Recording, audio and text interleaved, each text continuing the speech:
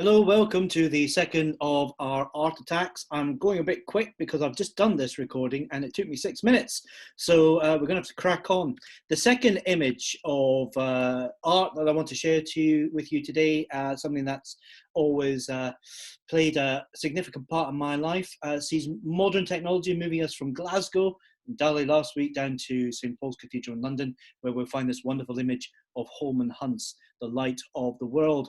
I travelled down to London in 1989. I lived there for 13 months. I worked as a pastoral assistant to get a feel for what living in the church and being part of the church was before I applied to the ministry and began training for priesthood. It was a long time ago. Wonderful year, thoroughly enjoyed it.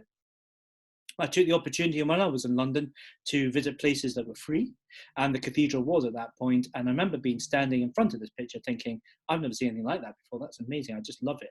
So much of that picture really spoke to me. The confusion behind the mixture of the darkness, the light of Christ, the fact that that door has never been opened, certainly for many years. It's all been grown up and everything else, and the wonderful symbolism of the priestly robes and Jesus looking, I felt back then, at me. And I was so moved that actually at the time I bought one of these explanation things about it, which is great.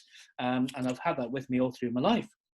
I naively thought that this was probably the only picture that Hunt did of this particular Light of the Christ, but he did the original one.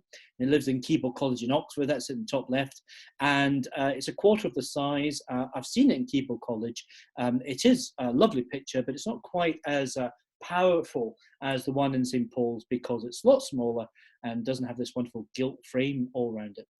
There's also one that exists in the Manchester City Art Gallery, a place I've never been, and that's that building, that lovely building with the Doric column, and the picture that's in there is above my head here, and is the same but different. They're all the same but different. If you look on the internet, and I've just taken these straight off the internet, there's lots of opportunities out there, lots of images out there to talk about this Revelation 3:20, which was the inspiration of Hunt's picture. Behold, I stand at the door and knock. If any man hear my voice and open the door, I will come in and will sup with him and he with me. I like these two pictures. They're great, but for me, they don't catch the essence of what Hunt was trying to say and what his thoughts were on that actual passage, because both of these pictures have handles. If you look at the Holman Hunt picture, there's no handle. Jesus said, if you open the door, he doesn't say if I push the door, if I open the door, the latch and come in. It's all about the fact of being invited in. This door hasn't been opened for a long, long time. And Jesus can do no other than just knock there with light, saying, look, I'm here. If you want to know more about me, knock.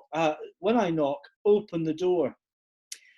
50 years after this painting was completed, Hunt felt that he had to actually explain why there was no handle. And he said, the door in the painting has no handle, can therefore be opened only from the inside, representing the obstinately shut mind.